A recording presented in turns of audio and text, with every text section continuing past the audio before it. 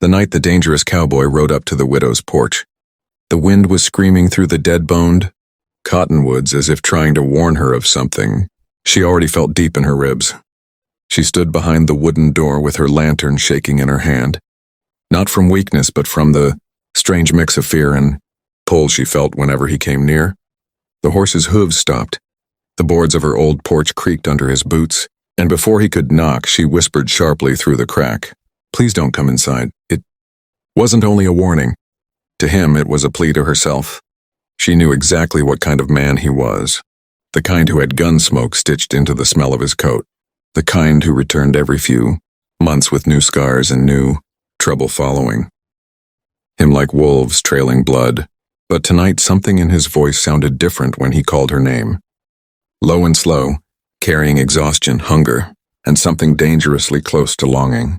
She could hear it, and it terrified her more than the outlaw, who had once shot a man in front of her to protect her. She pressed the door harder, fighting the instinct to open it. She only had her small farm, 2 cows, a few rows of dying winter vegetables, and a heart she had barely pieced together after her husband's death. She didn't have room for chaos, or for a man who made chaos look beautiful. On the other side of the door, the cowboy exhaled shakily, the cold catching on his breath. "I ain't here for trouble," he murmured, voice too quiet for a man known for killing faster than he could speak. "I'm bleeding, darlin'. Got nowhere else to go." She almost dropped the lantern. The word darlin' hit her like a hand around her throat, not tender, not loving, but full of something he'd never dared show her before. She hated that she cared. She hated that her body recognized the sound of his voice before her mind formed its excuses. She cracked the door open just enough to glimpse him. The lantern light cut across his face, revealing a slice of dried blood across his jaw, a deeper wound at his shoulder, and eyes that flickered like embers refusing to die. He was dangerous, but tonight he looked wounded in a way that had nothing to do with bullets. "Who did this to you?" she whispered, before she could stop herself. "Men who want to bury me." His hand tightened on the post as his knees buckled, and she cursed under her breath, because she couldn't let someone collapse in the cold. She opened the door just enough for him to stumble inside and catch himself against the wall. "Just until you can stand," she snapped, hating herself for breaking her own warning. Not a second more. He didn't answer right away. He breathed her name instead, as though saying it eased something in him. She tried not to react, but her pulse answered for her. She dragged him toward the table, his weight heavier than she expected, his heat seeping into her skin. She lit the stove, fetched clean cloth, and tore open his shirt. The wound at his shoulder was deep, angry, and still leaking. "This is bad," she muttered, pressing cloth to skin. She had never allowed herself to touch for more than a heartbeat. "I told you not to come here." "I know," he said, voice cracking, "but you're the only place that still feels real." She paused, her breath trapped between ribs. He went on, softer.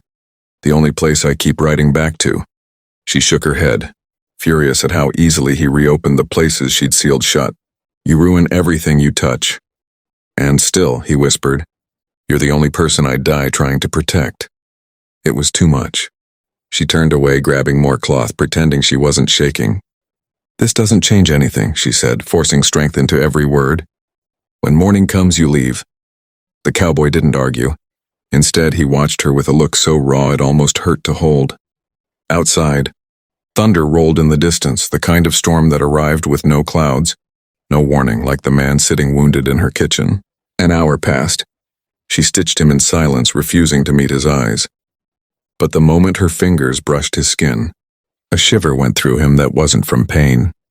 "Why didn't you shoot me away like last time?" he finally asked, voice rough. She tied the thread off too hard. "Because you're bleeding on my floor," she said coldly. And because she stopped herself.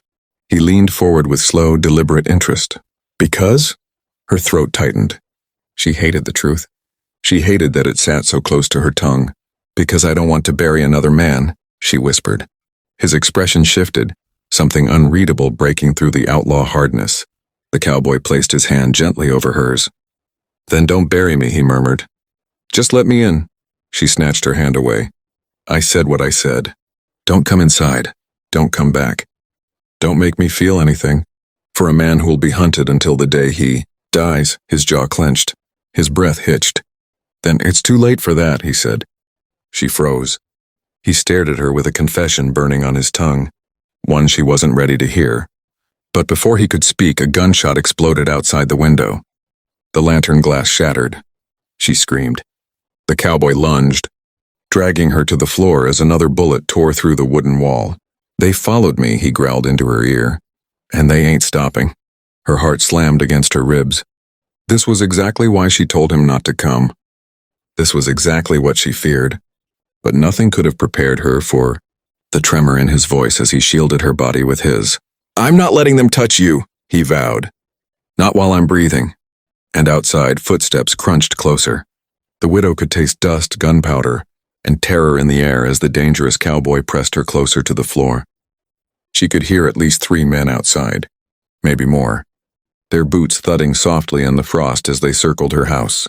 She pushed against him, her breath short. You brought death to my door, she whispered, furious and shaking. You always bring death. He shook his head, eyes locked on the shadows moving beyond the shattered window. No, he muttered. They were coming for me long before I came for you. She didn't have time to unpack the meaning behind those words because the door rattled violently, followed by a deep voice calling out. We know you're in there, Ryder, the man snarled. Come out and maybe we won't burn the widow's house down around her. Her blood turned cold. Ryder, so that was the outlaw's real name, didn't flinch. He pulled his gun from his belt with his uninjured arm, eyes going sharp and deadly. They're bluffing, he said, though she could hear tension in his voice. If they burn this place, they kill you too. They won't risk it. She grabbed his arm. You don't know that. Another voice chimed in, cruel and amused. We'll risk anything, the man said. The woman's just a message. A message. She felt the horror of it settle inside her like ice. They didn't care whom they hurt. They didn't care who burned. Ryder's jaw tightened as he turned to her, voice low and fierce. I'm not letting them do a damn thing to you. You can't fight them. Alone, she shot back. You can barely stand. He smiled, broken, reckless, and painfully sincere. I'd crawl if it meant keeping you safe. Before she could respond, he pushed her gently behind the kitchen counter, nodding at her to stay low. When I move, he whispered, you run to the cellar. Don't argue. Don't look back, she grabbed his shirt. You'll die. If it keeps you breathing, he murmured. It ain't a bad way to go. Her heart twisted painfully, because she believed him, believed he'd walk into bullets if she asked him to. And she didn't want that. She didn't want to lose another man she cared about, even if she'd spent months pretending she didn't. The door splintered inward. Ryder moved like lightning, firing 2 shots before the wood even hit the floor. The men outside shouted and scattered. Bullets ripped through the walls. She covered her ears, instinctively screaming his name. He fired again, knocking one attacker off his feet. But she saw the strain in his movements, the way his wounded shoulder jolted each time he pulled the trigger. Get down! He barked as glass rained from the windows. She crawled toward him before she could think, grabbing his belt and dragging him behind the counter with her. I told you to go to the cellar and leave you to die? She snapped. Not happening. His eyes flashed with something dangerously close to gratitude or maybe love. He leaned his forehead against hers for half a second, breath shaking. You're gonna kill me faster than these bullets, he whispered. She shoved him away, cheeks burning despite the terror. Shut up. And reload. The attackers circled again. She could hear one dragging something heavy across the porch. Maybe oil cans. Maybe wood, maybe something worse. Ryder heard it too and swore low. He grabbed her wrist. Listen to me, he rasped. I should have never come here. You were right. But I meant what I said. If I'm dying tonight, it won't be with regret in my mouth. She shook her head quickly. Don't talk like that. Let me say it. His hand slid to her cheek, thumb brushing away dust and fear. I've wanted you since the day I watched you stand over your husband's grave without crying. I've wanted you since the day you told me no, when every other woman begged me yes. And I don't want to leave this world without you knowing that A flaming bottle crashed through the window, exploding across the far wall. Fire roared up the curtains. She shrieked as heat flooded the room. Ryder threw himself over her again as another bottle flew in. "They're burning us out," she cried. "We have to run!" He grabbed her hand, pulling her toward the back door. Smoke thickened fast, curling around them like grasping fingers. He kicked the door open, shoving her through first. But the moment her boots hit the dirt, a gun cocked behind her. She froze. A man stood to her left, shadowed by smoke. Gun pointed straight at her chest. "Should have stayed inside," he sneered. Ryder spun toward her, shouting her name. But his bad shoulder gave way and he stumbled. She saw the gunman swing the barrel toward Ryder. Intent clear, deadly, and final. Something primal tore through her. She grabbed the long-handled shovel, leaning against the outer wall and swung with every ounce of strength she had. The metal slammed into the gunman's skull. He collapsed instantly. Ryder stared at her, stunned. "You just help me drag him," she yelled, adrenaline burning fear into strength. They pulled the unconscious man behind the hay shed. Smoke rolled across the yard. The house crackled as flames climbed the walls. Ryder gripped her arms. "There are two more," he said. "Stay behind me." But she stepped in front of him. "No, I'm not losing you." Before he could protest, a shot rang out, and Ryder shoved her aside as a bullet tore into his side. He collapsed to his knees, gasping. "Ryder!" she screamed, dropping beside him. Blood seeped fast beneath his palm. His voice was barely a whisper. "Stay back." "No," she cried, pressing her hands over the wound. "You don't get to die on me. Not after everything." His eyes fluttered. "I told you I'd crawl to stay with you." A shadow moved across the smoke. One of the remaining attackers stepped toward them, gun lifted. She stood up slowly, trembling but furious. The man smirked at her, raising his weapon. Then Ryder, bleeding and half-conscious, lifted his gun and fired. The man fell. She turned back to Ryder in shock, tears streaking down her smoke-covered face. "Why would you do that?" she whispered, voice cracking. "Because," he breathed, "I love you." She froze, breath leaving her in a single violent exhale.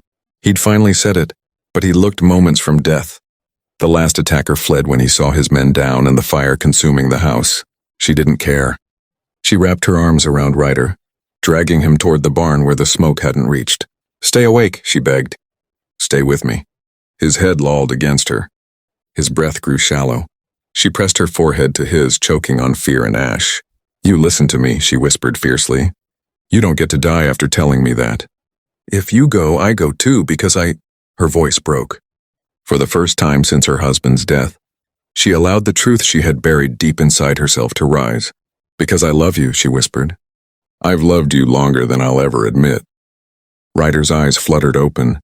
Barely, but he heard her. He managed the smallest, faintest smile. She held him there on the barn floor as dawn slowly broke across the burning remains of her house. The wind calmed. The danger passed. But she didn't move. She didn't breathe until he stirred again, whispering her name like a promise. "I'm alive," he murmured. "You're stuck with me now." Tears fell freely down her cheeks. She cradled his face in her hands. "Then don't ever walk away from me. Again." He exhaled like a man saved. Twice, once by her hands, once by her love. "Only if you stop telling me not to come inside," he whispered. She kissed his forehead, gently trembling. "Then don't give me a reason to." Outside, the fire burned down to embers, the danger faded into ash, and in the quiet ruin of what had been her home, she finally let the dangerous cowboy all the way in.